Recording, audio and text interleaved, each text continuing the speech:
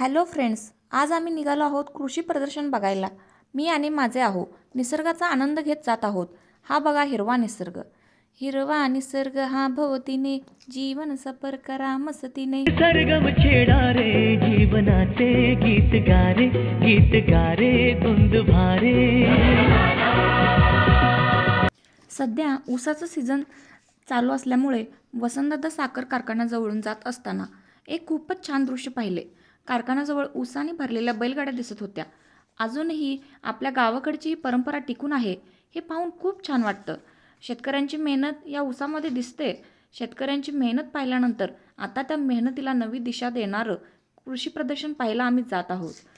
आता गेटमधून आत एंट्री केली आहे. चला तर मग आत काय काय आहे ते पाहूया. गाडी पार्किंग करण्यासाठी आम्ही जागा शोधत होतो. तेवढ्यात पार्किंगवाल्या दादांनी आम्हाला पार्किंगसाठी जागा शोधून दिली. गाडी पार्क करून आम्ही आत जाताच आम्हाला ट्रॅकवर चालणारं पॉवर स्पेअर मशीन दिसली. शेतकरी व बागायतदारांसाठी खूप उपयोगाचं आधुनिक उपकरण आहे. हे उपकरण कमी बागायत शेतीसाठी खूप उपयुक्त आहे. मेन एंट्रन्समधून जात आत आलो, नोंदणी केली आणि पुढील प्रदर्शन पाहायला निघालो. सर्वप्रथम आतमध्ये आम्हाला युनिकॉर्न कंपनीचे मोटारचे पॅनल बोर्डचे स्टॉल दिसले. त्यालाच लागून ट्रॅक्टरसाठी वापरले जाणारे रोटावेटर ठेवलेले होते.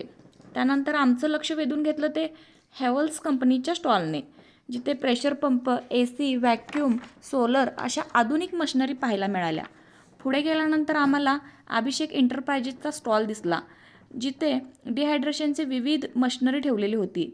पुढे गेल्यानंतर आम्हाला श्री सद्गुरू पॅकेजिंग इंडस्ट्रीचा स्टॉल दिसला, जिथे सीडलिंग ट्रे आणि रूट स्ट्रेनर तयार केले जातात.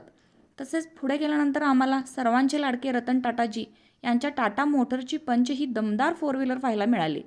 जसे आम्ही पुढे जाईल तसे आम्हाला घरगुती लागणाऱ्या वस्तूंचे, शेतामध्ये वापरले जाणारे पॉवर ट्रेलर, ट्रॅक्टर यांचे स्टॉल दिसले. प्रदर्शन पाहण्यासाठी इथे प्रचंड गर्दी झाली होती. मोठ्या संख्येने लोक या ठिकाणी जमा झाले होते. एके ठिकाणी खूप सारी गर्दी जमा झाली होती. आम्हाला वाटलं काही खाण्यापिण्याचं आहे की काय, पण हे तर पूर्ण घर धुण्याचं साहित्य निघालं. आता धूळ राहिली तर ती धुळीची चूक. शेतीमध्ये लागणाऱ्या औषधांचे स्टॉल होते, पण ॲलेंटे ॲग्रोवाल्यांची द्राक्षे पाहून आमचा पूर्ण गोंधळ झाला. लांबून बघितलं तर वाटलं, अरे इथे पपई पण लावली आहे की काय.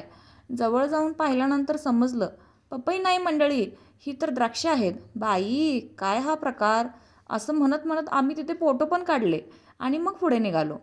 पुढे पण खूप स्टॉल होते, पण सगळ्यांची माहिती दिलं तर व्हिडिओ पण खूप लांबेल, म्हणून आम्ही शॉर्ट्समध्ये थोडी थोडी माहिती दिली. तुम्हाला पण बोर नको ना म्हणून.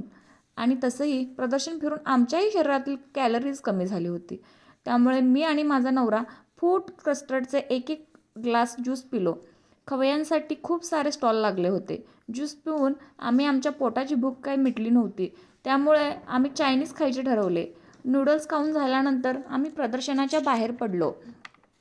पार्किंगमधून गाडी घेऊन निघताना समजलं की आलो तेव्हा तर खूप उजेड होता, पण जात्यावेळी तर खूप अंधार पडला होता. सिटीमध्ये खूप ट्रॅफिक असल्यामुळे आम्ही बाहेरून जाण्याचा शॉर्टकट रस्ता निवडला. पण रस्त्यामध्ये खड्डे आहेत की खड्ड्यात रस्ता आहे हे काय आम्हाला समजलं नाही. तरीही त्यातून मार्ग काढून आम्ही घरी पोहोचलो. आजचा व्लॉग इथेच संपला.